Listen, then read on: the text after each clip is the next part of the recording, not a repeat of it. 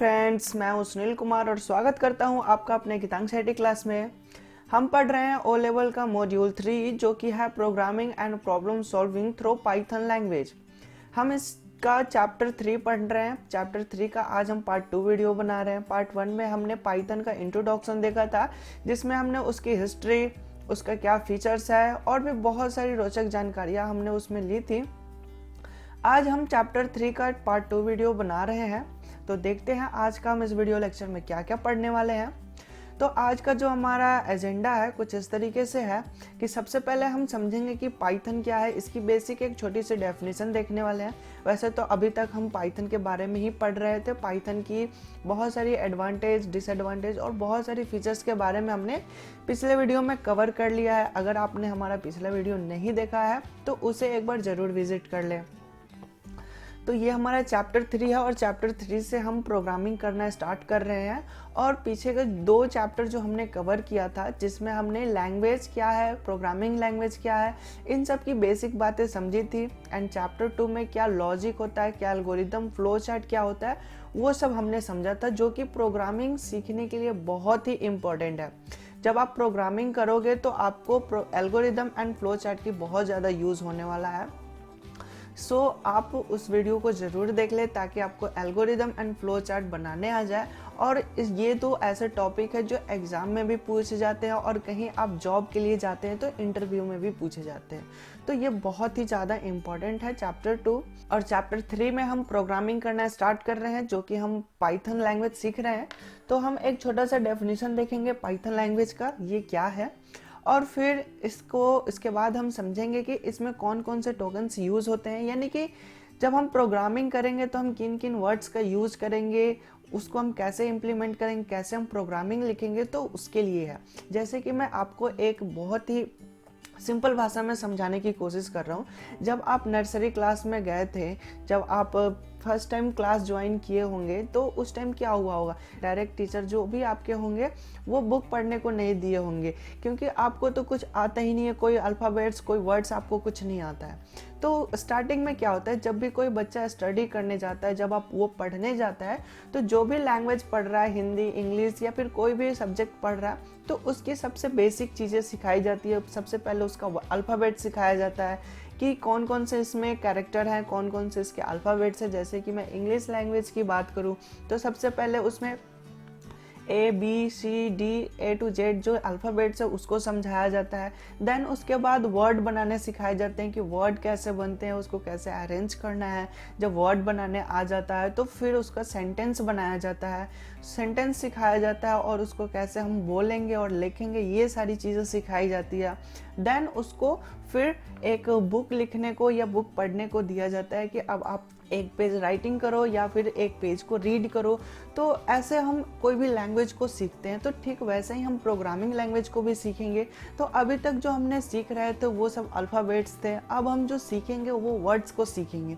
यानी कि हम जो प्रोग्रामिंग लैंग्वेज में वर्ड्स यूज़ करने वाले हैं वो कौन कौन से वर्ड्स होंगे उसको हम यूज़ करेंगे, जिसको हम यहाँ पर टोकन्स कह रहे हैं। टोकन्स एक टेक्निकल वर्ड है जो कि हम पाइथन में यूज़ कर रहे हैं या फिर प्रोग्रामिंग लैंग्वेज में इसको यूज़ किया जाता है। और जो अभी तक हमने चैप्टर 1 से 2 तक समझा था वो सब मान लीजिए कि प्रोग्रामिंग लैंग्वेज के अल्फ़ाबेट्स थे, जो कि बहुत ही इंपॉर्टेंट है। अगर वो नहीं आता है, वो सारी कंसेप्ट आपका क्लियर नहीं है, तो थोड़ी सी प्रॉब्लम होगी आपको आगे पढ़ने में। सो आप उसे देख ले, फिर ये जो वीडियो है इसे भी समझे, क्योंकि जो हम प्रोग्रामिंग एक लैंग्वेज है, ये हर वीडियो एक दूसरे से लिंक्ड होता है। और ये बहुत ही इम्पॉर्टेंट है कि आप कोई भी पार्ट देखें, किसी भी वीडियो लेक्चर को देखें तो एक सीक्वेंस में ही देखें। तो हम देखते हैं कि इसमें हम कौन कौन से टोकन्स यूज़ करने वाले हैं। तो हम वेरिएबल्स यूज़ करेंगे, लिटरल्स क्या होता है, कीवर्ड्स क्या होता है, इन सभी को हम पहले समझेंगे। समझने के बाद हम इसका यूज़ कैसे करना है ये भी हम देखेंगे और यूज़ करना भी देखेंगे। और मैं आपको प्रैक्टिकल के साथ ही भी दिखाऊंगा कि हम इसको कैसे यूज़ करेंगे। यानी कि थ्योरेटिकल और प्रैक्टिकल मैं दोनों साथ में लेके चलूंगा। ये बहुत ही इंटरेस्टिंग होने वाला है। और जो हमारा पाइथन लैंग्वेज सीखने का जो सफ़र होगा वो बहुत ही इंटरेस्टिंग होगा और बहुत ही मज़ेदार होगा। बस अब थोड़ी सी पेशेंस के साथ सीखते चलें, क्योंकि हम कोई जल्दीबाजी में लेके नहीं चलेंगे। बहुत ही आराम तरीके से और आसान तरीका यूज़ करेंगे आपको समझाने के लिए और इस पाइथन लैंग्वेज को आगे बढ़ाने के लिए। तो हम देखते हैं यहाँ पे वेरिएबल्स, लिटरल्स और कीवर्ड्स को समझेंगे। फिर उसके बाद हम समझेंगे आइडेंटिफायर नेमिंग रूल, यानी कि अगर हम कोई नेम लिख रहे हैं, कोई आइडेंटिफायर बना रहे हैं, आइडेंटिफायर क्या है इसको भी समझेंगे और इसके नाम लिखने का भी रूल को भी समझेंगे। कौन कौन से रूल्स हैं उन सभी रूल्स को भी देखेंगे। और इस वीडियो लेक्चर में हम लास्ट में ये देखेंगे कि कमेंट्स कैसे यूज़ करते हैं, हम कमेंट का यूज़ कब करते हैं, क्यों करते हैं और कैसे करते हैं। ये बहुत ही इंपॉर्टेंट है एक प्रोग्रामिंग लिखने में, क्योंकि प्रोग्रामिंग तो हम लिख देते हैं, लॉजिक लिख देते हैं और फिर 10 दिन 8 दिन के बाद हम भूल जाते हैं कि हमने यहाँ पे लॉजिक लगाया था, ये लॉजिक का मतलब क्या है। तो उस टाइम पे हम कुछ अपनी लैंग्वेज में, सिंपल लैंग्वेज में हम वहाँ पे लिख के बता सकते हैं। या फिर कभी कभी क्या होता है कि आपके प्रोग्राम को कोई थर्ड पार्टी आके यूज़ करता है या फिर उसमें चेंजेस करने की कोशिश करता है, तो उस टाइम भी दिक्कत आती है। तो कमेंट होना बहुत ही ज़रूरी है। तो हम इन सभी लेक्चर को स्टार्ट कर रहे हैं बिना समय गंवाए। और हाँ, आप अगर हमारे YouTube चैनल पर नए हैं तो प्लीज़ हमारे चैनल को सब्सक्राइब करें, और अगर आप हमारे सब्सक्राइबर फैमिली से हैं तो हमारे वीडियो को लाइक ज़रूर करें। तो हम स्टार्ट करते हैं आज का video lecture. What is Python? Python क्या है? तो हम पाइथन को अभी तक समझते आ रहे हैं कि ये एक प्रोग्रामिंग लैंग्वेज है। पाइथन में हमें क्या करना है? तो हमें एक प्रोग्राम करना है, एक सॉफ्टवेयर डेवलप करना है। तो पाइथन एक सॉफ्टवेयर डेवलप करने वाला एक प्रोग्रामिंग लैंग्वेज है, सॉफ्टवेयर लैंग्वेज है।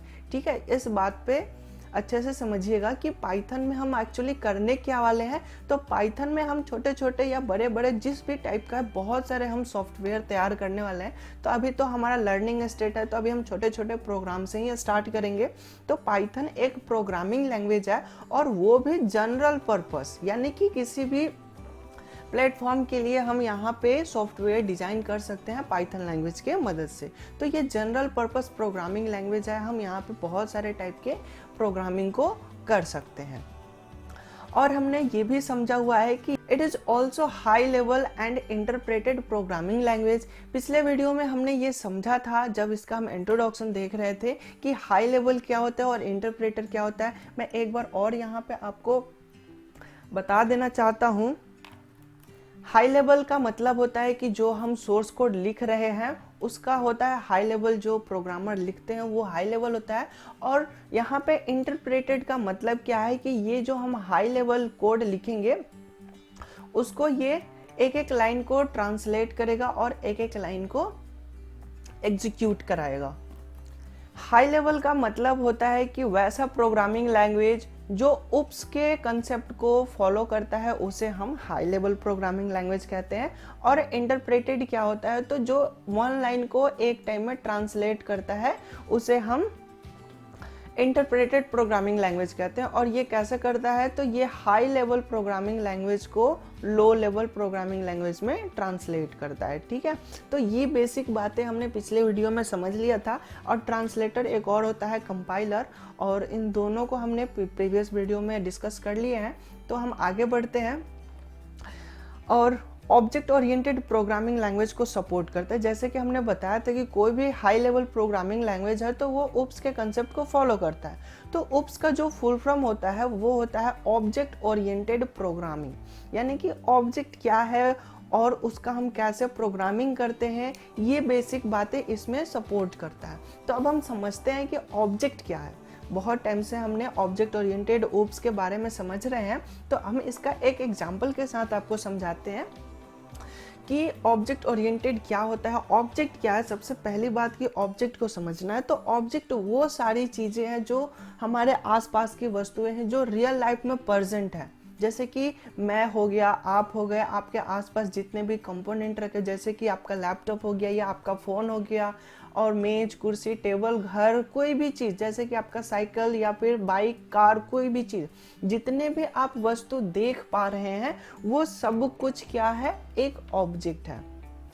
और उसका प्रोग्रामिंग से क्या रिलेशन है? तो जैसे मान लीजिए कि हम एक बहुत ही सिंपल एग्जांपल दे रहे हैं कि कोई एक शोरूम है, और किस चीज़ का शोरूम है? तो कार का शोरूम है।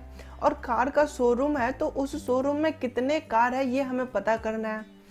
और कौन सा ऐसा कार है जो डीजल वाले कार हैं, कितने कार हैं जो पेट्रोल वाले कार हैं, कितने कार जो है सुजुकी कंपनी की है, कितने कार है BMW कंपनी की है। तो इस तरीके से हमें कुछ काउंटिंग करना है, कुछ हमें ऑपरेशन करना है, हमें ये सारी इंक्वायरी करनी है। तो क्या अब हम उसके गोडाउन में जाएंगे, जिस शोरूम है उसके पूरे गोडाउन में घूमेंगे और एक एक करके काउंटिंग करेंगे? नहीं, ऐसा नहीं होता। क्या होता है कि उसके कंप्यूटर पे जाएंगे और कंप्यूटर में जाकर इसका सारा रिकॉर्ड देख लेंगे। तो क्या कंप्यूटर के अंदर सारे कार को रखा हुआ है? ऐसा भी नहीं होता, क्योंकि कार तो कंप्यूटर में आ ही नहीं सकता, कार तो गोडाउन में रखा हुआ है। तो क्या होता है, तो ऑब्जेक्ट वैसी चीज को कहते हैं जिसकी कुछ प्रॉपर्टी हो और उसका कुछ बिहेवियर हो। जिस भी वस्तु में उसकी कुछ प्रॉपर्टी हो और उसका कुछ बिहेवियर हो, यानी कि उसके पास कुछ गुण हो और उसके कुछ पार्ट हो, कुछ उसके प्रॉपर्टी हो, तो उस थिंग को हम ऑब्जेक्ट कहते हैं। ठीक है, जैसे कि ये कार है और कार की हम कुछ प्रॉपर्टीज को देखते हैं। तो इस कार का कुछ नाम है, जैसे कि हमने लिख दिया है BMW। इसके इंजन की कुछ कैपेसिटी है, इंजन की क्या कैपेसिटी है, तो यहाँ पे लिखा हुआ है 6592। और इस कार में गियर कितने हैं, तो यहाँ पे गियर भी लिखा हुआ है कि 5 गियर हैं। और इसकी जो फ्यूल टाइप है, यानी कि ये जो कार है ये किस फ्यूल से चलेगा, डीजल से चलेगा या पेट्रोल से चलेगा, किस टाइप का है, तो यहाँ पे लिखा हुआ है कि पेट्रोल टाइप का है। तो यहाँ नहीं, कि यहाँ पे क्या हुआ कि एक कार नाम का ऑब्जेक्ट है। ठीक है, यहाँ पे ये क्या है, तो ये एक ऑब्जेक्ट है। और ऑब्जेक्ट किसे कहते हैं, जिसकी कुछ प्रॉपर्टी हो। तो यहाँ पे कुछ प्रॉपर्टी इसका है और यहाँ पे प्रॉपर्टी के साथ साथ इसका कुछ बिहेवियर होगा, यानी कि जैसे हम गियर चेंज करेंगे तो इसकी स्पीड बढ़ेगी, फिर गियर कम करेंगे तो स्पीड कम हो जाएगी। तो यहाँ पे क्या हो रहा है कि इसकी कुछ प्रॉपर्टीज होगी। तो ये एक ऑब्जेक्ट है। और क्या है, तो रिकॉर्ड जो है, इस ये जो यहाँ पे ऑब्जेक्ट बना हुआ है ये एक कार को रिप्रेजेंट कर रहा है। और कार तो गोदाम में रखा हुआ है, लेकिन इसकी सारे रिकॉर्ड, सारे डिटेल कहाँ पे है, तो कंप्यूटर सिस्टम के अंदर है। तो हम जो प्रोग्रामिंग करेंगे, जो सॉफ्टवेयर बनाएंगे, उस सॉफ्टवेयर में एक्चुअली में हमें क्या स्टोर करना है, तो जो हमारा रियल लाइफ का ऑब्जेक्ट है, जो एंटिटी है, उसका रिकॉर्ड ही तो इंसर्ट करना है, उसका हमें जो डेटा है उसको हमें स्टोर करना है। तो ऑब्जेक्ट ओरिएंटेड प्रोग्रामिंग यही कहता है कि जो हमारे रियल लाइफ का ऑब्जेक्ट है उसके प्रॉपर्टी को देखो, उसके बिहेवियर को देखो और उन सबको एक जगह कंबाइन कर दो, तो वो एक प्रोग्राम बन गया। ठीक है, जब हम गेमिंग करने वाली प्रोग्राम बनाएंगे, सपोज मान लो कि हम एक गेम बना रहे हैं जो कि रेसिंग कार गेम है, तो हमें तो क्या करना पड़ेगा, एक कार की भी हमें डिजाइनिंग करनी पड़ेगी, है ना। एक कार बनेगा और इसको जैसे ही हम सपोज अप एरो प्रेस करें तो कार स्पीड में आगे जाए, फिर अगर हम ब्रेक बटन दबाएं तो गाड़ी रुक जानी चाहिए। तो एक मान लो कि हम प्रोग्रामिंग वाला, गेमिंग वाला प्रोग्रामिंग कर रहे हैं, तो हमें क्या करना पड़ेगा, तो उस कार की कुछ प्रॉपर्टीज देनी पड़ेगी, उसकी कुछ बिहेवियर देना पड़ेगा, बहुत सारी चीजें हमें उसमें लिखने पड़ेंगे। तो ये एक कार को डिनोट करेगा। इस तरह से रेसिंग कार अगर हम बना रहे हैं, रेसिंग गेम बना रहे हैं, तो उसमें हम बहुत सारे कार को बनाएंगे, तो बहुत सारे ऐसे इसके अलग अलग फीचर्स के, अलग अलग प्रॉपर्टीज के कार होंगे। जैसे कि एक ब्लू कार हो गई, एक रेड कार हो गया, तो उसके अलग अलग प्रॉपर्टी के अलग अलग हम ऑब्जेक्ट बनाएंगे। ठीक है, तो जितनी कार हमें प्रोग्रामिंग में बनाना है उतने ऑब्जेक्ट हमें बनाने पड़ेंगे। आई होप कि ये चीज़ क्लियर हो चुका होगा।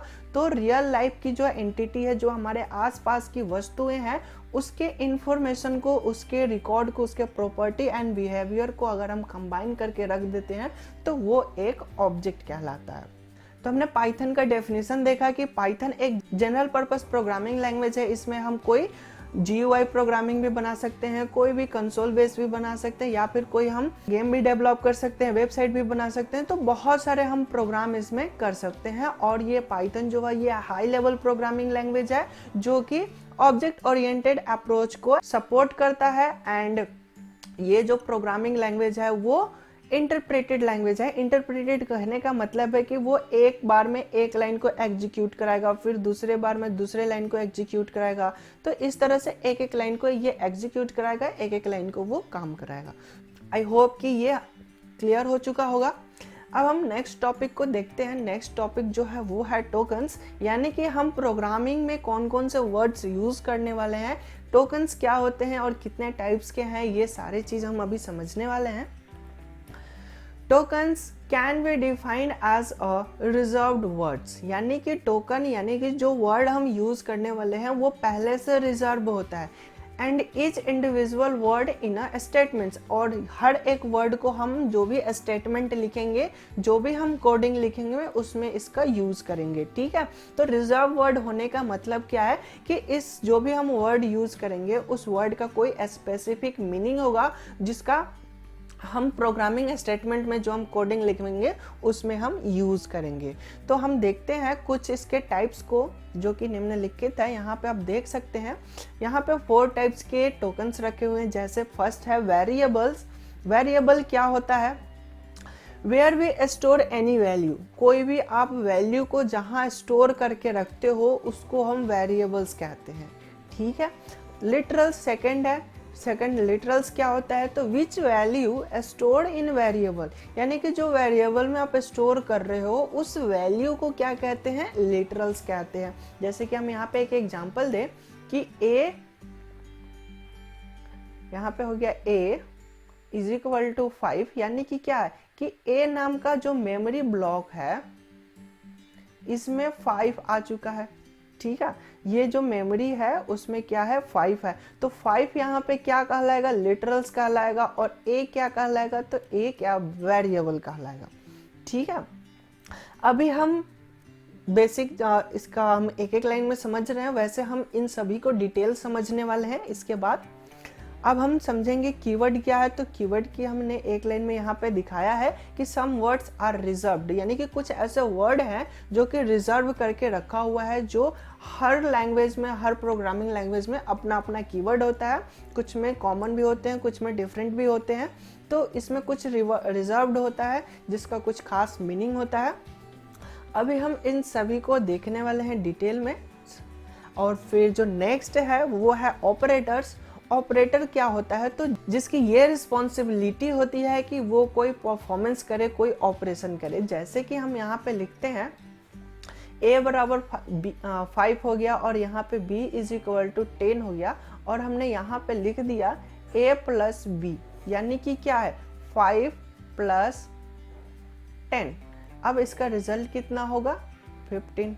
ठीक है, तो ये क्या हो रहा है? यहाँ पे जो यूज किया गया है प्लस, प्लस क्या है? प्लस एक ऑपरेटर कहलाएगा। ऑपरेटर वो होता है जो ऑपरेशन करने का काम करता है। अगर यहाँ पे मल्टीप्लिकेशन हो जाता तो यहाँ पे रिजल्ट चेंज हो जाता, यहाँ पे क्या हो जाता? 50 हो जाता। ठीक है, तो ये जो होता है, एक चीज़ और हम आपको बता दें कि प्रोग्रामिंग लिखते वक्त जब हम सॉफ्टवेयर लिखेंगे उसमें हर एक वर्ड का अपना एक स्पेशल मीनिंग होगा। वहाँ हर एक वर्ड बहुत ही इम्पोर्टेंट होगा और हमें बहुत ही सोच समझ के लिखने होते हैं। इवन कि अगर हम कोई कॉमा दे रहे हैं या फिर कोई डबल इन्वर्टेड कॉमा दे रहे हैं तो इसकी भी एक स्पेसिफिक मीनिंग होता है। ठीक है, क्योंकि जो हमारा कंप्यूटर है, कंप्यूटर के पास कोई IQ नहीं होता है, उसके पास थिंकिंग लेवल नहीं होता, और हमें जो भी काम करवाना है उन सभी को लिख लिख के समझाना होता है।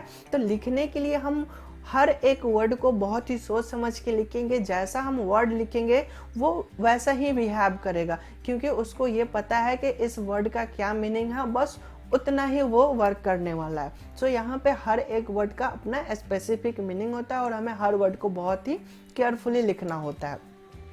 और हम इस वीडियो लेक्चर में ये 3 टॉपिक को कवर करेंगे, variable, literals and keywords. Operator को हम नेक्स्ट सेपरेट वीडियो बनाएंगे क्योंकि ऑपरेटर बहुत ही इंपॉर्टेंट है और इसकी जो कंसेप्ट है वो थोड़ा सा ज़्यादा है, तो हम इसको नेक्स्ट वीडियो में एक सेपरेट वीडियो में कवर करने वाले। तो हम चलिए फर्स्ट स्टार्ट करते हैं वेरिएबल्स। वेरिएबल्स क्या होता है? वैसे बेसिक तो हमने समझ लिया कि जिसमें हम वैल्यू रखते हैं, और भी हम इसके बारे में समझते हैं वेरिएबल क्या है। तो आइए अब हम वेरिएबल का डिटेल समझते हैं। वेरिएबल क्या है? Variable is a name which is used to refer memory location. Variable एक नाम है, सिंपल नाम, जो क्या करता है? तो जो हमारे कंप्यूटर सिस्टम में मेमोरी है उसको रेफर करता है, यानी कि उससे लिंक लगाए हुए है। ताकि हमें ये पता चल सके कि जो हम वैल्यू रख रहे हैं उस जगह का नाम क्या है। तो उस जगह का नाम पता करने के लिए हम वेरिएबल का यूज करते हैं। तो ये नाम है, तो नाम को हम उस आइडेंटिफायर भी कह सकते हैं। Variable also known as identifier, variable को हम आइडेंटिफायर भी कहते हैं। क्यों कहते हैं? जैसे मान लो कि आपका कुछ नाम होगा, तो आपका नाम क्या है, जो कुछ भी है, मान लो कि हमने सपोज मान लिया कि कोई एक स्टूडेंट है जिसका नाम है मोहन, तो मोहन क्या है? उस पर्सन का आइडेंटिफायर है, यानी कि ये मोहन अगर हम नाम कहेंगे तो वो पर्सन को पता चलेगा कि हाँ मुझे ही कहा जा रहा है। तो मोहन एक आइडेंटिटी कर रहा है कि इस पर्सन का नाम है मोहन। और जैसे हम कहेंगे मोहन स्टैंड अप, तो मोहन हो जहाँ भी होगा वो क्या हो जाएगा? स्टैंड अप हो जाएगा। यानी कि क्या कहा गया? तो मोहन के लिए कहा गया। अब मोहन के पास में अगर सोहन बैठा हुआ है, क्या सोहन स्टैंड अप होगा? नहीं होगा। तो मोहन एक नाम है जो कि उस पर्सन का आइडेंटिफायर है। आई होप कि ये क्लियर हो चुका होगा। आइए हम इसको एक ब्लॉक डायग्राम से भी समझते हैं। ये तो हम रियल लाइफ एग्जांपल दिए, तो इसको हम समझने के लिए हम चलते हैं रैम के अंदर। हम जानते हैं कि कोई भी हमारा सॉफ्टवेयर, कोई भी प्रोग्राम रन करता है तो वो रैम के अंदर रन करता है। तो हम रैम को समझते हैं। तो यहाँ हम देखते हैं रैम को। रैम क्या होता है? तो रैंडम एक्सेस मेमोरी, जो हमारा प्राइमरी मेमोरी होता है उसे हम रैम कहते हैं। तो यहाँ पे आप देखेंगे कि ये हमारा रैम है और रैम को दो पार्ट में डिवाइड किया जाता है। रैम के अंदर दो पार्ट होते हैं, जिसमें एक पार्ट जो होता है वो होता है मेमोरी का, जिसमें हम कोई वैल्यू स्टोर करते हैं, और दूसरी पार्ट जो होता है वो होता है प्रोग्रामिंग का, यानी कि जहाँ पे सॉफ्टवेयर होता है। जब भी हम कोई प्रोग्राम रन कराते हैं तो उसमें प्रोग्राम रन कराने का मतलब क्या? जब भी हम कोई सॉफ्टवेयर चला रहे हैं तो वो रैम के अंदर ही चलता है। अगर हैवी फाइल है, रैम छोटी है, तो कहते क्या है कि हैंग कर रहा है, यानी कि उसमें अच्छे से एडजस्ट नहीं हो पा रहा है। ठीक है, तो जो हमारा रैम है वो दो पार्ट में डिवाइड होता है। फर्स्ट पार्ट प्रोग्रामिंग होता है, सेकेंड पार्ट जो होता है वो होता है मेमोरी का। तो प्रोग्रामिंग में क्या होता है? तो जो भी सॉफ्टवेयर के अंदर कोड लिखा हुआ है वो सारे कोड लिखे हुए होते हैं, और उस कोड में जैसे जैसे ऑपरेशन होगा, जैसे जैसे काम होगा, वो सारा काम मेमोरी के अंदर होता है। तो आइए हम इसको समझते हैं कि एक्चुअली में कंप्यूटर के अंदर कैसे काम करता है कोई भी सॉफ्टवेयर। तो हम एक छोटा सा प्रोग्राम बनाए हैं 2 नंबर को ऐड करने वाला। तो आइए हम इसको देखते हैं। और वैसे हमने इस प्रोग्राम को पिछले वीडियो में समझ लिया था जब हमने पाइथन का फर्स्ट प्रोग्राम रन कराया था। तो वहाँ पे अगर वहाँ वाली वीडियो आप देखे हैं तो कैसे हम 2 नंबर को ऐड कराते हैं वो समझे थे। आइए हम उसी चीज़ को हम एक बार और समझते हैं। जैसे कि हमने लिखा num1, यानी कि 2 नंबर हमें ऐड करना है। तो 2 नंबर ऐड करना है तो हमें 2 नंबर की ज़रूरत पड़ेगी। तो हमारा जो पहला नंबर है वो है 5। तो 5 ये लाइन जैसे ही रन करेगा, चूंकि हम जानते हैं कि हमारा जो पाइथन है वो इंटरप्रेटेड प्रोग्रामिंग है, यानी कि एक लाइन को एक टाइम में एग्जीक्यूट करेगा। तो जैसे ये लाइन चलेगा तो ये मेमोरी में इफेक्ट करेगा। तो सपोज क्या होगा, पहले हम मेमोरी को समझ लेते हैं कि मेमोरी में होता क्या है, मेमोरी में क्या है। तो यहाँ पे आप देखेंगे तो ये जो छोटे छोटे ब्लॉक्स हैं ये मेमोरी का ब्लॉक होता है। जो भी कोई सपोज हमारा रैम ही है, तो रैम क्या है? तो वो छोटे छोटे ब्लॉक में डिवाइड होता है। जैसे कि यहाँ पे आप देख सकते हैं ये जो ब्लॉक बना हुआ है, ये एक ब्लॉक है, सेकेंड ब्लॉक, थर्ड ब्लॉक। जो हमारा रैम है वो बहुत सारे ब्लॉक्स में डिवाइडेड होते हैं। तो जैसे ही हमारा ये फर्स्ट लाइन एग्जीक्यूट करेगा, यहाँ जो हमारा लाइन लिखा हुआ है ये लाइन जैसे ही एग्जीक्यूट करेगा तो क्या होगा? तो मेमोरी का जो फर्स्ट ब्लॉक होगा उसमें 5 असाइन हो जाएगा। हमने यहाँ पे num1 को शॉर्ट में n1 लिखा हुआ है। तो यहाँ पे क्या है कि num क्या है? तो num1 जो है ये एक वेरिएबल है। क्या है? तो वेरिएबल। वेरिएबल का काम क्या है? तो वेरिएबल एक नाम है जो मेमोरी ब्लॉक को रेफर करता है। ठीक है, तो n1 जो है num1 वो मेमोरी ब्लॉक को रेफर कर रहा है कि एक्चुअली में क्या हो रहा है यहाँ पे। तो ये एक ब्लॉक का नाम रख दिया num1, और उस ब्लॉक में जो वैल्यू पड़ी हुई है वो कितना है? 5। यानी कि इस लाइन का अगर हम एक्सप्लेन करें तो n1 उस ब्लॉक का नाम है जिसके अंदर 5 वैल्यू रखी हुई है। ठीक है, तो हम इस तरह से इसे कह सकते हैं। और जैसे ही हमारा दूसरा लाइन एग्जीक्यूट करेगा जिसमें लिखा हुआ है n2 असाइन 10। यहाँ पे एक चीज आप नोटिस करेंगे, यहाँ पे जो हमारा इक्वल टू साइन है, इक्वल टू साइन अगर एक बार दिया हुआ है तो इसको हम असाइन बोलते हैं। असाइन का मतलब क्या होता है कि जो राइट साइड की वैल्यू है उसको लेफ्ट साइड वाले में रख दो, ठीक है। तो यहाँ पे क्या हो रहा है, तो n2 को हम समझते हैं, तो n2 एक मेमोरी ब्लॉक का नाम है। सपोज कि ये हमारा जो सेकंड वाला ब्लॉक है उस ब्लॉक का नाम है n2 यानी num2। अब num2 में क्या कर दो, तो 10 को रख दो, तो वो काम यहाँ पे हो गया। तो जैसे ही हमारा प्रोग्राम एग्जीक्यूट करेगा तो कंप्यूटर का जो मेमोरी है, मेन मेमोरी रैम, उसमें क्या हुआ, तो जो दूसरी ब्लॉक है, दूसरी ब्लॉक में 10 रख देगा और उस 10 का नाम क्या हो जाएगा, num2। हम नाम क्यों रख रहे हैं, इस अभी हम समझते हैं कि हम इसको नाम क्यों रख रहे हैं।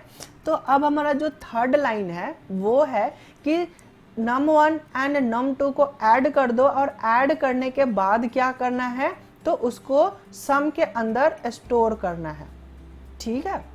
यहाँ पे दो काम हो रहा है, एक काम हो रहा है कि num1 एंड num2 को ऐड कर दो।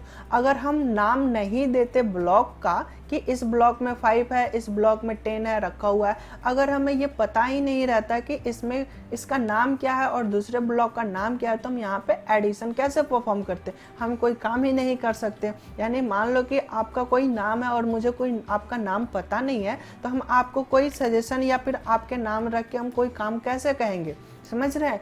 तो कोई भी पर्सन है या फिर कोई भी ब्लॉक है तो उसका नाम होना चाहिए। नाम होने का मतलब क्या है कि उसको हम ऑपरेशन कर सके, उसके मदद से हम कोई उसका काम कर सके, उससे कोई भी हम वर्क करा सके, ठीक है। तो यहाँ पे जैसे ये थर्ड लाइन एग्जीक्यूट करेगा, तो थर्ड लाइन एग्जीक्यूट करेगा तो मेमोरी में क्या इफेक्ट होगा, तो जो थर्ड ब्लॉक है उस ब्लॉक में क्या आ जाएगा, इन दोनों नंबर का एडिशन आ जाएगा। जैसे कि यहाँ 5 + 10 = 15, और इस ब्लॉक का नाम क्या रख दिया गया, सम। सम को हमने शॉर्ट में एस लिख लिया क्योंकि जगह कम है थोड़ा, तो हमने यहाँ पे ये काम कर लिया।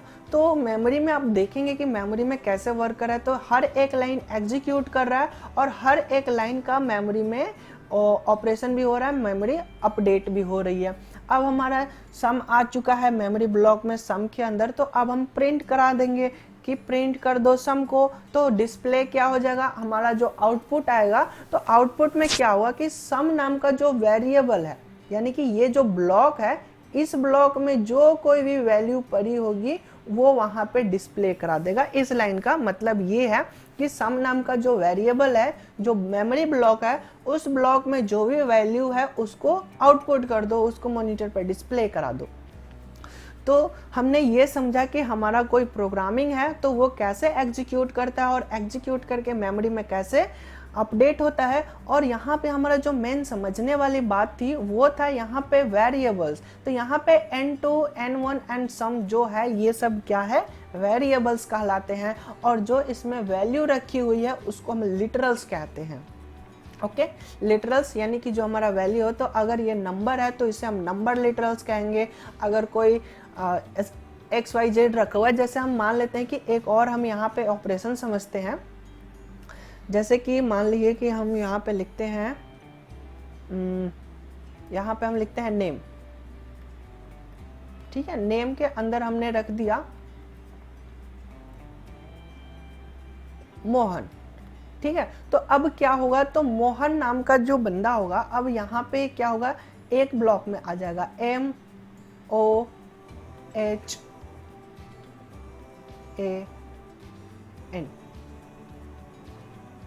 ठीक है, मोहन। यहाँ पे आ चुका है मोहन, हर ब्लॉक पे मोहन आ गया, और इस ब्लॉक का नाम क्या हो गया, तो स्टार्टिंग जो हमारा ब्लॉक है उसका नाम हो चुका है नेम, ठीक है। अब नेम हमको जैसे प्रिंट कराएंगे तो ये जो ब्लॉक है पूरा का पूरा एक टाइम में प्रिंट हो जाएगा, ठीक है। तो बहुत सारे अक्षरों के समूह को हम स्ट्रिंग कहते हैं। तो अभी हम इन सभी को समझेंगे, और यहाँ पे हम कुछ और पॉइंट को देखते हैं अभी। In Python we don't need to specify the type of variable, यानी कि कह रहा है कि अगर हम कोई वेरिएबल बना रहे हैं तो वेरिएबल बनाने से पहले हमें ये उसको बताना नहीं पड़ेगा कि हम इस वेरिएबल में क्या रखना चाहते हैं। जैसे कि हमने यहाँ पर डायरेक्ट नम लिखा और नम के अंदर हमने मोहन लिख दिया। अगर हम चाहें तो यहाँ पे हम नेम लिख दिए और नेम लिखने के बाद हम यहाँ पे 25 भी लिख सकते थे, है ना। तो यहाँ पे 25 क्या है, तो नंबर है, और मोहन पे क्या है, तो यहाँ पे एक वर्ड है, एक बहुत सारे लेटर लिखे हुए हैं, तो ये दोनों अलग अलग चीज़ है। तो ये कह रहा है कि हमें ये बताने की कोई ज़रूरत नहीं है कि हम जो वेरिएबल यूज कर रहे हैं, जो ब्लॉक का नाम हम यूज कर रहे हैं, उस ब्लॉक में कौन से टाइप का हमें डेटा रखना है। अभी हम डेटा टाइप को भी आगे समझेंगे कि डेटा टाइप क्या होता है, बहुत सारे डेटा टाइप है, डेटा टाइप को भी हम समझेंगे। फिलहाल अभी हम समझते हैं कि जो वेरिएबल बना रहे हैं, तो वेरिएबल में हम कुछ भी रख सकते हैं और जो भी वैल्यू रखेंगे वो इसमें डिफाइन होगा। जैसे कि हम यहाँ पे लिखते हैं num1 इज इक्वल टू 2.5। तो अब क्या होगा, यहाँ जो num1 का वेरिएबल है, ये जो 5 है, इस 5 को अब हटाकर यहाँ पे 2.5 आ जाएगा। अगर हम यहाँ पे प्रिंट कराएं num1 को, तो num1 में प्रिंट कराएंगे तो आउटपुट क्या आने वाला है, तो अब 5 आउटपुट नहीं आएगा, अब आएगा 2.5। ठीक है, तो इस तरह से ये काम करता है कि अगर हम num1 करके अगर कोई वैल्यू फिर से असाइन कर दिए, तो जो ब्लॉक बना हुआ है उसकी वैल्यू चेंज हो जाएगी। आई होप कि ये क्लियर हो चुका है। तो हमें ये चीज़ बताने की ज़रूरत नहीं पड़ती, और क्यों नहीं पड़ती, तो इसलिए नहीं पड़ती कि जो हमारा पाइथन लैंग्वेज है वो डायनेमिक टाइप प्रोग्रामिंग लैंग्वेज है। डायनेमिक का मतलब होता है कि ये अपने आप उस टाइप में कन्वर्ट कर लेगा, उस टाइप में अपने आप बदल जाएगा जिस भी टाइप का वैल्यू होगा। यानी कि जैसे हमने यहाँ पे 2.5 लिखा, तो num1 जो है ये फ्लॉट टाइप का बन चुका है। फ्लॉट क्या होगा, तो ये डेटा टाइप है, आगे हम इन सबको समझने वाले हैं। ठीक है, तो हमने यहाँ पे ये समझ लिया कि वेरिएबल्स क्या होते हैं। तो वेरिएबल्स एक मेमोरी ब्लॉक का नाम होता है जिसमें हम कोई भी वैल्यू को रखते हैं। तो यहाँ फर्स्ट लाइन जो लिखा हुआ है, variable is a name which is used to refer memory location. ठीक है, तो num1 एक नाम है जो कि क्या करता है, तो मेमोरी लोकेशन को रेफर करता है कि ये एक मेमोरी का लोकेशन है और इसमें क्या होगा, तो वैल्यू रखी होगी। और ये जो नाम है जो हमने खुद से दिया है, इस नाम को ही हम आइडेंटिफायर कहते हैं। यानी कि इस ब्लॉक की पहचान किससे होगी, तो इसके नाम से होगी। ठीक है, और ये डायनेमिकली मेमोरी ब्लॉक असाइन करता है, इसलिए इसे हम डायनेमिक टाइप प्रोग्रामिंग लैंग्वेज भी कहते हैं। तो अब हम नेक्स्ट पॉइंट पे चलते हैं। मुझे उम्मीद है कि ये आपको क्लियर हो चुका होगा, ये सारे पॉइंट्स। अब हम समझते हैं लिटरल्स क्या है। तो अभी हमने समझा था कि वेरिएबल में हम जो कोई भी डेटा रखते हैं, जो कोई भी हम वैल्यू रखते हैं, उसे हम लिटरल्स कहते हैं। Literals can be defined as a data.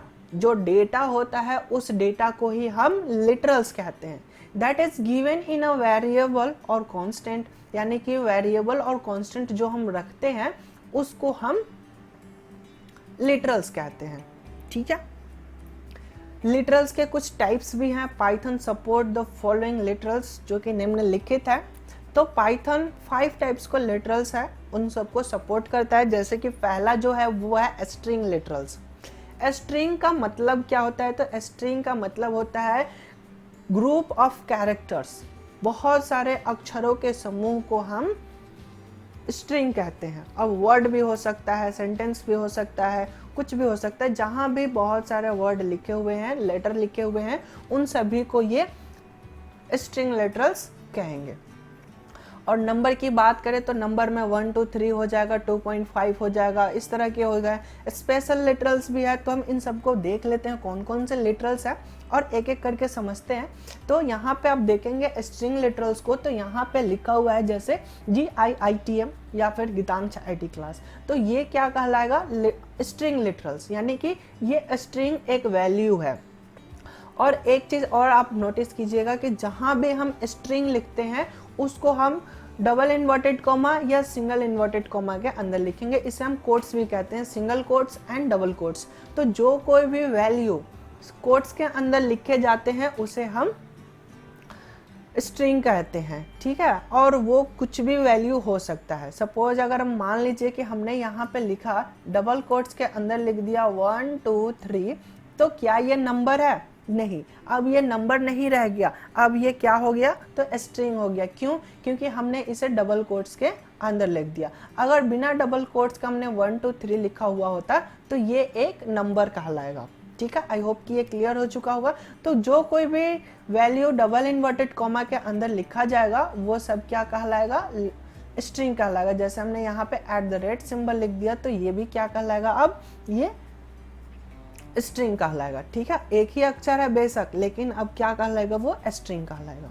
ठीक है, नेक्स्ट जो है वो है न्यूमेरिकल लिटरल्स। तो न्यूमेरिकल में क्या होता है, तो इंट होता है, फ्लोट होता है, कम्प्लेक्स होता है। इंट क्या होता है, तो इंट जो होता है जिसमें हमने 1 2 3 रख दिया या फिर 50 रख दिया। ठीक है, जो बिना पॉइंट वाला वैल्यू होता है उसे हम इंट कहते हैं। और अगर हमने लिख दिया 2.5, अगर पॉइंट आ गया तो पॉइंट वाले वैल्यू को हम फ्लोट कहते हैं।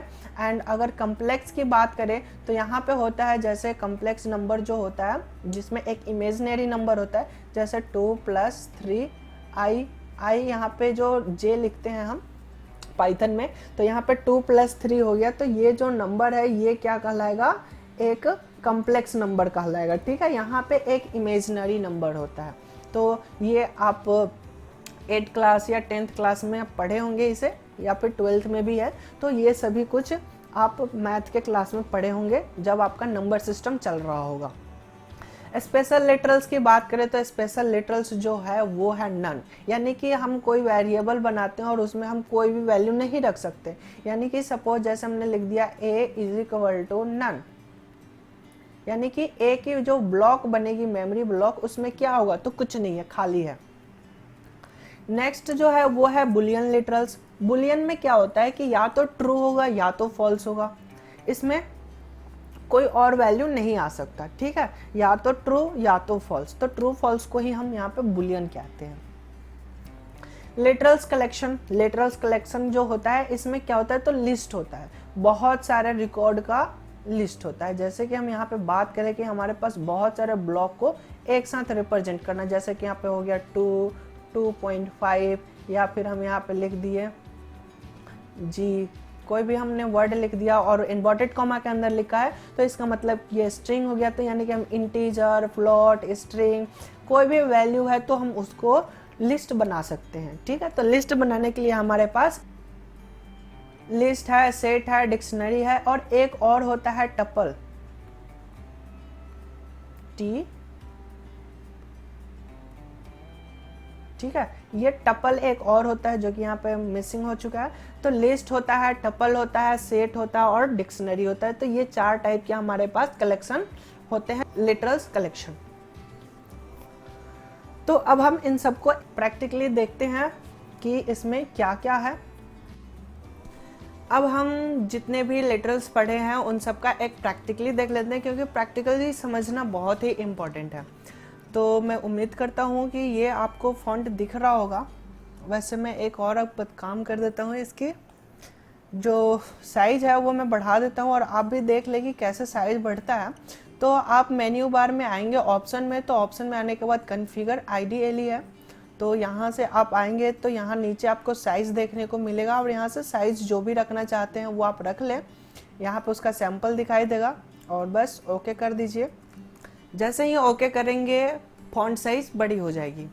तो अब हम देखते हैं, जैसे कि हमने यहाँ मैं एक चीज़ और बता दूँ, ये जो आपको 3 एरो आपको दिख रहा है इसे हम प्रॉम्प्ट कहते हैं। ठीक है, जब भी कोई प्रोग्रामिंग रन करता है तो ये प्रॉम्प्ट ही बताता है कि अब हम इनिशियली स्टेट पे हैं, यहाँ पे आप कोई कमांड लिखो रन कराने के लिए। जैसे कि हम यहाँ पे लिखते हैं a = 5। ठीक है, तो ये प्रॉम्प्ट रन कर चुका। अब हमें नेक्स्ट प्रॉम्प्ट मिलेगा, नेक्स्ट कमांड रन कराने के लिए। तो यहाँ पे क्या हुआ इस चीज़ को समझते हैं। ये लाइन जैसे चला तो क्या होगा कि जो हमारा कंप्यूटर का मेमोरी है उसमें एक ब्लॉक बनेगा और उस ब्लॉक का नाम क्या होगा, A। ठीक है, और A के अंदर क्या वैल्यू चली गई होगी, 5। कहीं ना कहीं तो स्टोर हुआ होगा, तभी अब हम क्या करेंगे, नेक्स्ट लाइन प्रिंट कराएंगे, A प्रिंट कर दो A को, जैसे कि अब हम यहाँ पे समझते हैं, यहाँ पे हम लिखते हैं प्रिंट, और प्रिंट करना है a की वैल्यू को। तो अब जैसे हम एंटर बटन करेंगे तो ये 5 यहाँ पे प्रिंट आउट हो चुका है, ठीक है। तो इसका मतलब कि जो हमने वैल्यू को स्टोर कराया था वो यहाँ पे प्रिंट आउट हो चुका है, ठीक है। मैं इसको एक बार और समझा दूं कि यहाँ पे जैसे कि हमने अभी बनाया था डायग्राम, तो यहाँ पे क्या हुआ कि एक ब्लॉक बनेगा जिसका नाम क्या होगा, a, ठीक है। और इस a के अंदर है 5, और जैसे ही ये स्टेटमेंट चला कि a को प्रिंट कर दो, तो a को प्रिंट करने का मतलब क्या है कि a के अंदर कौन सी वैल्यू पड़ी हुई है, तो जो भी वैल्यू पड़ी हुई है उसको यहाँ पर डिस्प्ले करा दो, तो वो यहाँ पर डिस्प्ले हो चुका है, ठीक है। तो ये बात क्लियर हो चुकी है। अब हम देखते हैं कि a के अंदर किस टाइप का वैल्यू है। जैसे कि हम यहाँ पे प्रिंट कराते हैं TYPE, टाइप क्या है, a की वैल्यू जो है वो किस टाइप का डेटा है। तो हमने टाइप जैसे ही यहाँ पे इंटर किया तो यहाँ पे आ गया इंट, यानी कि ये इंटीजर टाइप का वैल्यू है, ओके। अब हम समझते हैं कोई वैल्यू को, स्ट्रिंग को रखते हैं। जैसे कि हम यहाँ पे लिखते हैं कि स्टूडेंट, ठीक है। स्टूडेंट के अंदर हमने लिख दिया, और देखिए कि हम यहाँ पे कोई भी मैसेज जो लिख रहे हैं वो डबल इन्वर्टेड कोमा के अंदर लिख रहे हैं। जैसे कि हेलो स्टूडेंट, हेलो स्टूडेंट, और डबल इन्वर्टेड कोमा बंद हो गया। तो यहाँ पे आप क्या समझ रहे हैं, तो यहाँ पे, और हम यहाँ पे जैसे ही करेंगे नेक्स्ट प्रिंट स्टूडेंट, और हम प्रिंट नहीं भी लिखेंगे, सिंपल स्टूडेंट लिखेंगे, ठीक है। तो स्टूडेंट करके एंटर बटन प्रेस करेंगे तो यहाँ पे आप देखेंगे कि हेलो स्टूडेंट प्रिंट आउट हो चुका है। तो इसको हम समझते हैं कि मेमोरी ब्लॉक में क्या हुआ होगा। तो जो हमारा स्टूडेंट नाम का बना हुआ है वेरिएबल, और इसके अंदर जो लिटरल्स है वो किस तरह से है, तो इसमें बहुत सारी ब्लॉक बनी होगी, जिसमें क्या हुआ कि इसमें आएगा हेलो HELLO, ठीक है। और यहाँ पे आप ध्यान देंगे कि हेलो और स्टूडेंट के बीच में क्या है, तो एक स्पेस भी है, तो उसके लिए भी एक ब्लॉक बनता है जिसमें स्पेस होता है, ठीक है। स्पेस को हम समझेंगे कि कैसे, यहाँ पे हम /b से स्पेस को बताते हैं। तो यहाँ पे /b है यानी कि स्पेस है, और फिर नेक्स्ट में क्या होगा STUDENT,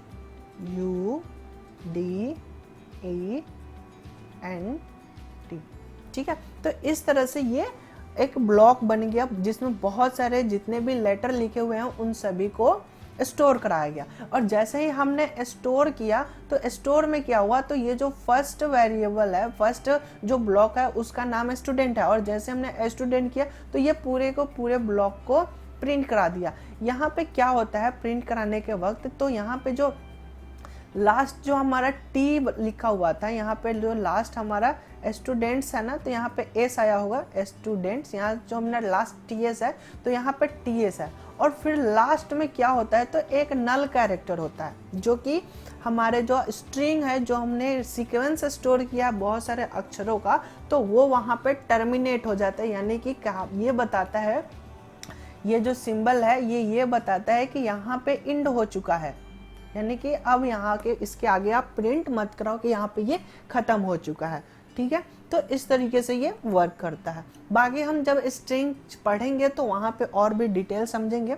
अभी हम फिलहाल बेसिक चीज़ें समझ रहे हैं कि हमें वेरिएबल क्या है और लिटरल्स क्या है। तो यहाँ पे जो हमने लिखा हुआ है ए क्या है, तो ए एक वेरिएबल है, और यहाँ पे जो हमने स्टूडेंट लिखा है तो स्टूडेंट भी क्या है, तो स्टूडेंट भी एक वेरिएबल है। और जो हमने अभी एक प्रोग्राम लिखा था, जैसे कि ए में रखा हुआ है 5 और हमने यहाँ पे बी में लिख दिया 10, और इसको हम प्रिंट कराते हैं। तो प्रिंट कराने के लिए हम क्या करेंगे कि यहाँ पे हम लिखते हैं, जैसे हम एक और बना लेते हैं सम, और सम के अंदर हम यहाँ पे दूसरा रख लेते हैं सम के अंदर हमने लिख दिया कि a + b, ठीक है।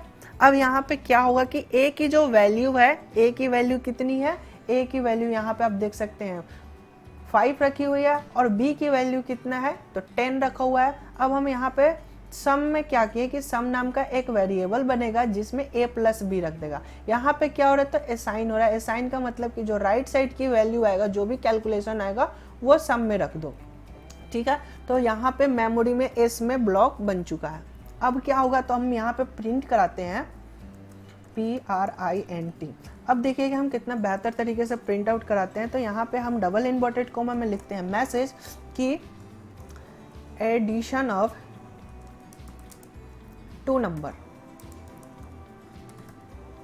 इज इक्वल टू, और यहाँ पे हमने ब्रैकेट को बंद कर दिया। ये हमारा मैसेज हो गया और हमने कॉमा दिया। कॉमा देने के बाद हमने यहाँ पे लिख दिया सम, ठीक है। ये बात समझ में आई आपको कि हम प्रिंट करा रहे हैं और एक साथ में क्या प्रिंट करा रहे हैं। तो यहाँ पे हमने यहाँ पे मैसेज को भी प्रिंट करा दिया और यहाँ पे सम एक वेरिएबल है। वेरिएबल वो होता है जो मेमोरी का लोकेशन को रेफर करता है और उस मेमोरी लोकेशन में कोई वैल्यू रखी होती है। वेरिएबल में वैल्यू नहीं जाती, वैल्यू जो जाता है वो जाता है मेमोरी में, और उस जो मेमोरी का नाम होता है उस नाम को हम यहाँ पे वेरिएबल बोलते हैं या फिर उसको हम आइडेंटिफायर बोलते हैं। आई होप कि ये चीज़ क्लियर हो चुकी होगी। और जैसे ही हमने यहाँ पे लास्ट में कर्सर रख के एंटर बटन प्रेस किया तो यहाँ पे आप देखेंगे कि हमारा जो आउटपुट आया है वो कह रहा है addition of 2 number is equal to 50, ठीक है। यहाँ पे हमारा आउटपुट आ चुका है। तो यहाँ हमने समझा वेरिएबल क्या है और उसका लिटरल्स क्या है। लिटरल्स बहुत सारे टाइप के हैं जो कि हमने समझ लिया, और हम उन सभी लिटरल्स को बारी बारी से एक एक करके समझेंगे नेक्स्ट लेक्चर से। और यहाँ हमने जो बेसिक चीज़ें थी वो हमने समझ लिया, और हमने 2 चीज़ समझा और बहुत ही इंपॉर्टेंट है, इसे आप नोट डाउन कर ले कि किसी भी वेरिएबल का टाइप पता करना है तो वो यहाँ से हम पता करेंगे कि उसका टाइप क्या है, ठीक है। यानी कि जो वेरिएबल है उसमें किस टाइप का डेटा स्टोर हो रहा है, यानी कि डेटा टाइप, ठीक है। जो हमारा नेक्स्ट टॉपिक होगा वो हम डेटा टाइप पे ही डिस्कस करेंगे, क्योंकि जो हमारा कंप्यूटर सिस्टम है, जो हम सॉफ्टवेयर बना रहे हैं, सॉफ्टवेयर में हम डेटा को ही मैनिपुलेट करेंगे, डेटा को ही हम ऑपरेशन करने वाले हैं। सारा काम जो होने वाला है डेटा पे ही होने वाला है। तो हमें पहले डेटा को समझना है और डेटा के टाइप को समझना है, ठीक है। तो ये दोनों चीज़ को हम नेक्स्ट वीडियो लेक्चर में समझने वाले हैं, और उस पर हम बहुत सारे ऑपरेशन भी करेंगे। बहुत सारे हम, जैसे कि स्ट्रिंग है तो स्ट्रिंग और इसमें प्लस माइनस मल्टीप्लिकेशन, बहुत सारे वैसे ऑपरेशन होंगे जिसको हम नेक्स्ट लेक्चर में समझने वाले हैं।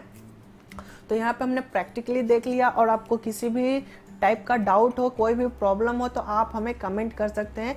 जब आप हमें कमेंट करते हैं तो हमें बहुत अच्छा लगता है कि आप हमारे वीडियो को बहुत अच्छे से देख रहे हैं, और हमें एक मोटिवेशन मिलता है कि हम और भी आपके लिए बहुत ही ज़्यादा मेहनत करें और भी अच्छे अच्छे कंटेंट लेके आएँ, और भी हम सिंपल लैंग्वेज में आपको समझाने की कोशिश करें, ठीक है। तो यहाँ तक हमने देख लिया है। अब हम इसको थोड़ा मिनिमाइज कर लेते हैं, इसको हम नेक्स्ट अपने टॉपिक पे आते हैं। अगला जो हमारा टॉपिक है वो है कीवर्ड्स, यानी कि जो रिजर्व वर्ड अभी तक हम समझते आ रहे हैं वो कौन कौन से रिजर्व्ड वर्ड हैं और रिजर्व वर्ड का मतलब क्या है, कीवर्ड का मतलब क्या है। तो यहाँ पे आप देखेंगे keywords are reserve word. Reserve का मतलब कि ये रिजर्व हो चुका है, इसको आप और भी किसी अदर पर्पज से इसका यूज नहीं कर सकते। इस वर्ड का कोई स्पेसिफिक मीनिंग है, इस रिजर्व है। Each keyword have a specific meaning and a specific operation, यानी कि हर एक वर्ड का एक स्पेशल मीनिंग है और उसका खास ऑपरेशन है, इसको भी हम देखेंगे। और this keywords can not be use as variable, यानी कि जो वेरिएबल हम बनाते हैं हम तो कोई भी नाम रख सकते हैं, हमें उसमें कोई लिमिटेशन नहीं है, हम कुछ भी नाम रख ले रहे हैं। जैसे कि अभी हमने देखा स्टूडेंट भी रख लिए थे, ए भी रख लिए थे, बी भी रख लिए थे, तो कोई भी हम नाम जो रख रहे हैं। बट यहाँ पे ये कह रहा है कि कीवर्ड्स को कोई नाम हम नहीं दे सकते, यानी कि नेमिंग रूल में इसे हम नोट डाउन कर सकते हैं कि जो हम आइडेंटिफायर का नाम दे रहे हैं, वेरिएबल का नाम दे रहे हैं, वहाँ पे हम किसी कीवर्ड का नाम नहीं दे सकते। तो यहाँ पे सवाल ये उठ रहा है तो हमें कैसे पता चलेगा कि कौन कौन सा कीवर्ड है। तो यहाँ पे ये लिस्ट रखा हुआ है, ये कीवर्ड है जो कि पाइथन लैंग्वेज सपोर्ट करता है। इतने कीवर्ड्स होते हैं पाइथन लैंग्वेज में जो कि हमने एक टेबल में आपको दिखा रखा है। ये सभी कीवर्ड्स को आप नोट डाउन कर ले और हम जैसे जैसे प्रोग्रामिंग अपना करते जाएंगे हम हर एक कीवर्ड को डिफाइन करते चलेंगे, हर एक कीवर्ड को यूज़ करते चलेंगे और प्रोग्रामिंग में इन्हीं कीवर्ड के मदद से ही हम अपना सॉफ्टवेयर को डेवलप करेंगे, अपने प्रोग्रामिंग को बहुत ही ज़्यादा यूज़फुल बनाएंगे, क्योंकि इन्हीं कीवर्ड से हमारा काम करना बहुत ही आसान हो जाएगा। तो इस कीवर्ड को आप नोट डाउन कर ले और जैसे जैसे हमारा सिलेबस आगे बढ़ते जाएगा हम इन सभी कीवर्ड को यूज़ करते चलेंगे एक एक करके। तो यहाँ ये जो कीवर्ड्स है ये रिजर्व है, इन सब का एक अपना खास मीनिंग होता है। जैसे कि हमने एल्गोरिदम एंड फ्लो चार्ट में देखा था, इफ़ देखा था, जो कि यहाँ पे आप देख सकते हैं इफ़ है और ये इफ़ है, एल्स भी हमने देखा था और भी बहुत सारे ट्रू फॉल्स जो हमने बुलियन में देखा था कि बुलियन में ट्रू और फॉल्स दो है। तो ये दो ऐसे कीवर्ड है जो कि ट्रू का एक अपना मीनिंग है और इन सब का मीनिंग को हम समझेंगे अपने प्रोग्रामिंग में, तो इसे नोट डाउन कर ले। और अब हम समझते हैं कि जैसे नेमिंग रूल में आ गया था कि this keywords can not be used as variable, यानी कि वेरिएबल के नाम में हम इन कीवर्ड्स का यूज नहीं कर सकते, यानी कि इसमें से किसी कीवर्ड का नाम हम वेरिएबल का नाम नहीं रख सकते। तो और भी इसके रूल्स को देखते हैं और क्या क्या रूल्स है। तो आइडेंटिफायर नेमिंग रूल्स को हम समझते हैं। तो यहाँ पे देख रहे हैं ये कह रहा है कि an identifier is used to identify the literals used in the program, यानी कि जो हम प्रोग्राम में लिटरल्स यूज कर रहे हैं, जो हम वैल्यू यूज कर रहे हैं उसका ये आइडेंटिफाई करता है। तो जो आइडेंटिफाई करने का काम करता है उसे हम आइडेंटिफायर कहते हैं। Variables are the example of identifier, तो जो वेरिएबल होता है वो आइडेंटिफायर का एक एग्जाम्पल होता है। और भी बहुत सारे होते हैं, जैसे कि हम बात करें फंक्शन की, तो आगे हम फंक्शन पढ़ेंगे तो फंक्शन का भी हमें एक नाम देना होता है, तो वो भी एक आइडेंटिफायर होता है, यानी कि किसी फंक्शन को वो बता रहा है। कोई ऑब्जेक्ट बना रहे हैं तो ऑब्जेक्ट का जो नाम हम दे रहे हैं वो भी एक आइडेंटिफायर है। तो जितने भी हम खुद से नाम डिफाइन करते हैं तो उन सभी को हम आइडेंटिफायर करते हैं, जो कि किसी ऑब्जेक्ट को, किसी फंक्शन को, किसी वेरिएबल को, किसी लिटरल्स को वो आइडेंटिफाई करता है। तो अब हम देखते हैं कि इसके कौन कौन से रूल्स है। There are 3 rules of naming identifier.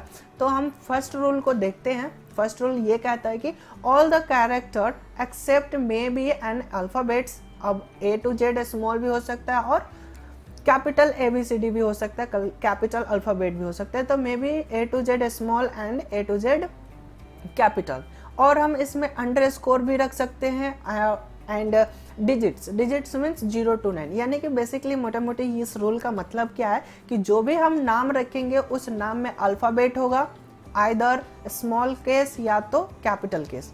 फिर अंडरस्कोर, ये एक स्पेशल कैरेक्टर है अंडरस्कोर, जो कि नीचे लाइनिंग दिखाता है, हाइफन से छोटा थोड़ा सा नीचे होता है, तो ये अंडरस्कोर हो गया। और कोई डिजिट रख सकते हैं, जैसे कि 0 to 9 के बीच में हम कोई सा भी नंबर को भी यूज कर सकते हैं, अंक भी रख सकते हैं। ओके, अब सेकंड रूल को समझते हैं।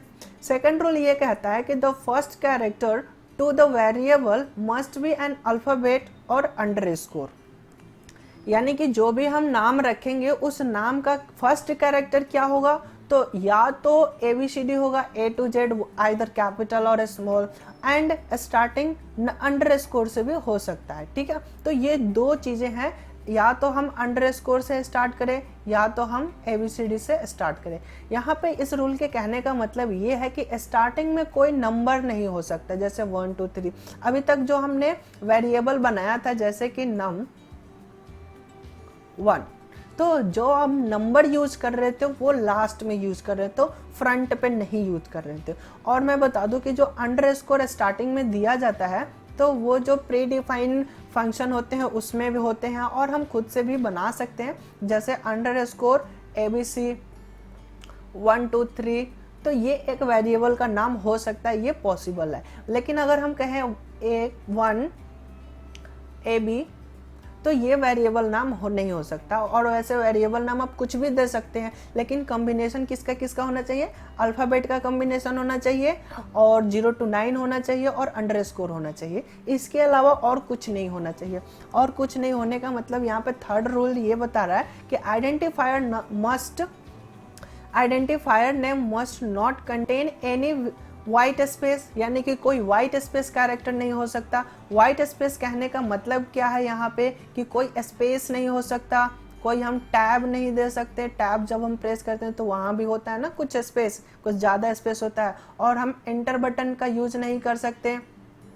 तो जो वाइट स्पेस कैरेक्टर है, जो हम अक्षर लिखते हैं और उसका कोई दिखाई नहीं देता, तो वैसे अक्षर को हम वाइट स्पेस कैरेक्टर कहते हैं। तो कोई वाइट स्पेस कैरेक्टर नहीं होना चाहिए और कोई स्पेशल कैरेक्टर नहीं होना चाहिए। स्पेशल कैरेक्टर जैसे कि @ का सिंबल और हैश का सिंबल, स्टार का सिंबल, ये कुछ नहीं होना चाहिए। तो क्या क्या होना चाहिए? तो अल्फ़ाबेट होना चाहिए, अंडरस्कोर होना चाहिए और डिजिट्स होने चाहिए, 0 to 9 होने चाहिए। नंबर होने चाहिए, हम कोई भी नंबर रख सकते हैं, 1 to 3 भी रख सकते हैं। तो ये कलेक्शन होना चाहिए। और दूसरा रूल ये कहता है कि स्टार्टिंग में नंबर नहीं होना चाहिए, बाकी आप अंडरस्कोर भी रख सकते हो और अल्फ़ाबेट भी रख सकते हो। और एक और रूल्स हमने अभी अभी पिछले स्लाइड में समझा था कि किसी कीवर्ड को हम वेरिएबल का नाम नहीं दे सकते, ठीक है। कीवर्ड, जो हमने कीवर्ड पढ़ा है कि जो रिजर्व्ड वर्ड है, रिजर्व्ड वर्ड को हम यहाँ पे वेरिएबल नहीं बना सकते, ठीक है। तो इसमें वो ऐड हो जाएगा यहाँ पे स्पेशल कैरेक्टर एंड कीवर्ड, ठीक है। तो ये चीज आप समझ लिए कि कोई भी हम अदर कैरेक्टर या वाइट स्पेस कैरेक्टर या कीवर्ड को हम वेरिएबल नहीं बना सकते। बाकी आप नाम लिखने के लिए आप फ्री हैं, कोई भी नाम रख सकते हैं, कुछ भी नाम रख सकते हैं, मगर कॉम्बिनेशन क्या होना चाहिए? अल्फ़ाबेट्स, अंडरस्कोर और नंबर का, और स्टार्टिंग में नंबर नहीं होना चाहिए। बस इस चीज़ का ध्यान रखना। बाकी आप कोई भी नाम रख सकते हैं, फ्री है। XYZ ABCD, कोई अपना नाम भी रख सकता है, कुछ भी रख सकता है, कोई दिक्कत नहीं है। तो हमने यहाँ पे क्या क्या समझा? आइडेंटिफायर का रूल। अब हमारा जो नेक्स्ट टॉपिक है वो है कमेंट, कि हम कमेंट का कब यूज करते हैं, क्यों यूज करते हैं। तो कमेंट का मतलब क्या है? कमेंट बहुत ही इंपॉर्टेंट टॉपिक है और मैं बता दूं कि कमेंट क्या होता है। तो यहाँ पे आप देखेंगे, comment in Python can be use to explain any programming code.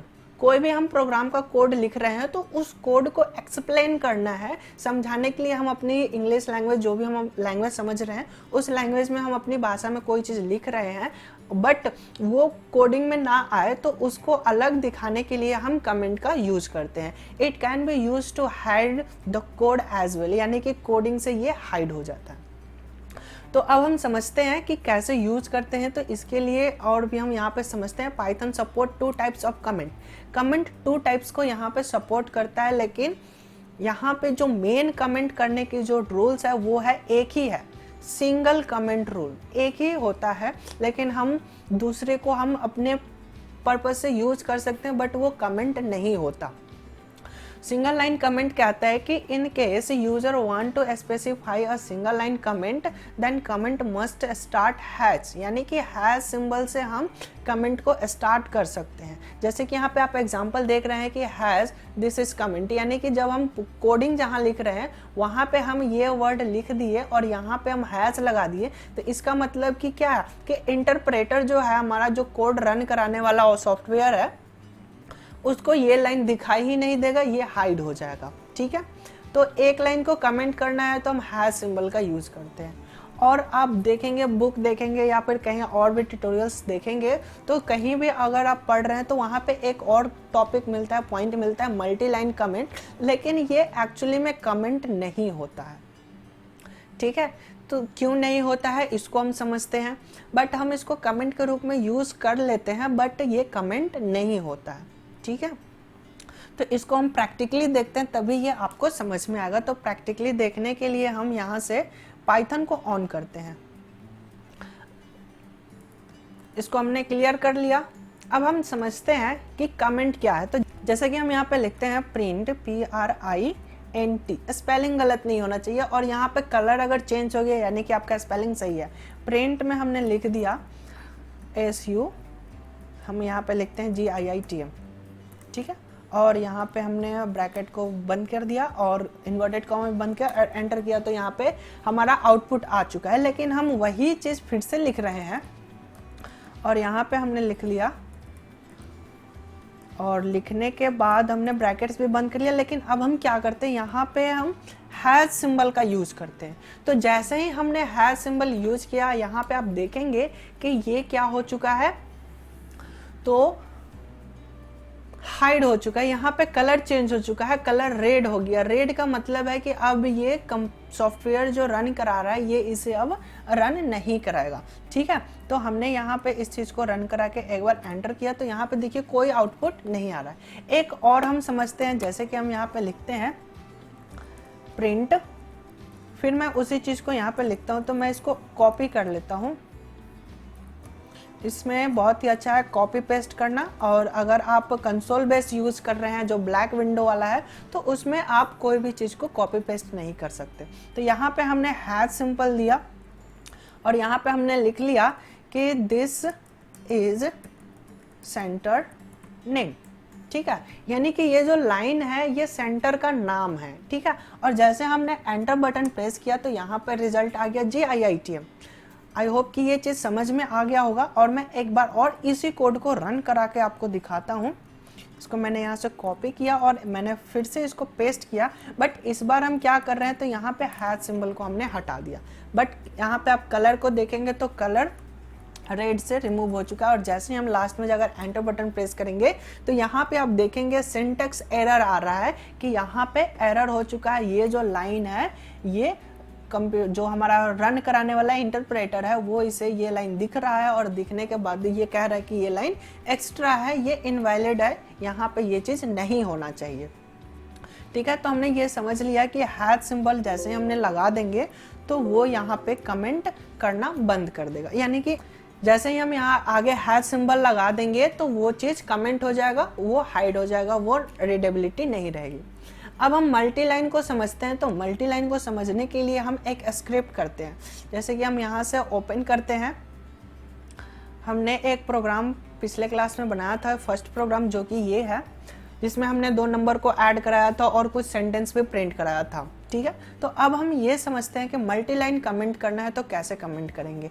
तो यहाँ पे अगर हमें सेम लाइन को, एक लाइन को कमेंट करना है तो हम यहाँ पे आगे तो हैश सिंबल लगा सकते हैं, तो ये एक लाइन कमेंट हो सकता है। लेकिन हमें एक बार में सभी को कमेंट करना है तो उसके लिए हम क्या करेंगे, तो यहाँ पे हमें 3 बार कोट्स लिखना होगा। 3 बार हमें इन्वर्टेड कॉमा लगाना होता है, डबल लगाते हैं या तो सिंगल लगाते हैं, कोई भी आपको 3 बार लगाने होंगे।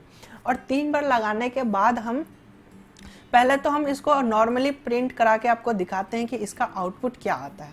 ठीक है, तो हमने यहाँ पे रन किया। रन में जाने के बाद रन मॉड्यूल करेंगे तो इसका शॉर्टकट की F5 है, आप डायरेक्ट F5 भी प्रेस कर सकते हैं। यहाँ पे ओके जैसे करेंगे तो यहाँ पे हमारा प्रिंट हो रहा है 3 चीज़। यहाँ आप नीचे देखेंगे रीस्टार्ट के बाद कि 10 hello student Python is very simple language. तो यहाँ पे ये 3 लाइन प्रिंट हो रहा है। तो अब हम चलते हैं अपने प्रोग्राम पे। तो यहाँ पे क्या है कि अब हम एक लाइन को प्रिंट हाइड करते हैं। जैसे कि हमारा ये जो लाइन है प्रिंट AB को हमने हाइड किया, एक बार और हमने रन कराया F5 बटन प्रेस करके।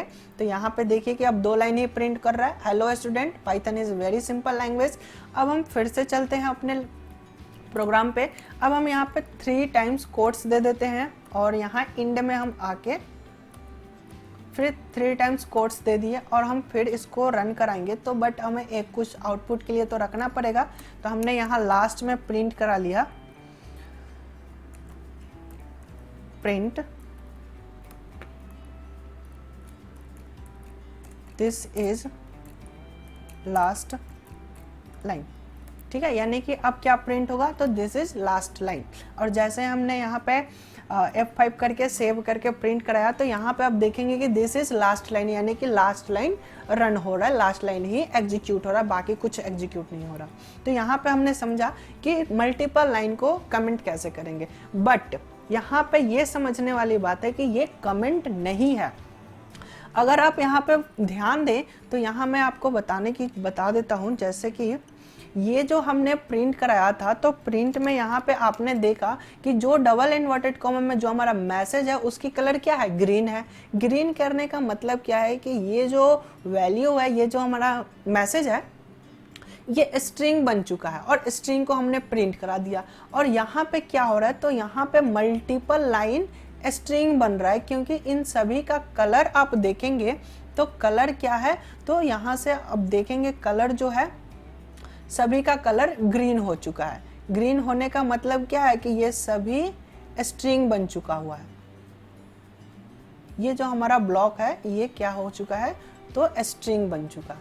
और हमने स्ट्रिंग को ना ही प्रिंट कराया है और ना ही हमने किसी वेरिएबल में स्टोर कराया है, इसलिए ये कोई एक्शन परफॉर्म नहीं कर रहा है। अब हम इसी चीज को एक बार और आपको करके दिखाते हैं। जैसे कि हमने यहाँ पे लिख दिया स्ट्रिंग str1,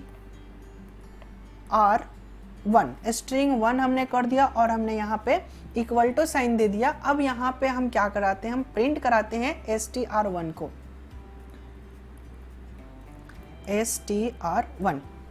ओके, यहाँ पे आप समझ सकते हैं कि क्या हो रहा है कि हमने एक स्ट्रिंग का नाम का वेरिएबल बना लिया str1, जिसमें कि हमने 3 लाइन का स्ट्रिंग बना लिया है और जो कि कमेंट था हमारा पहले, इसको हमने एक str1 में स्टोर कर लिया और स्टोर कराने के बाद उसको हमने प्रिंट करा दिया।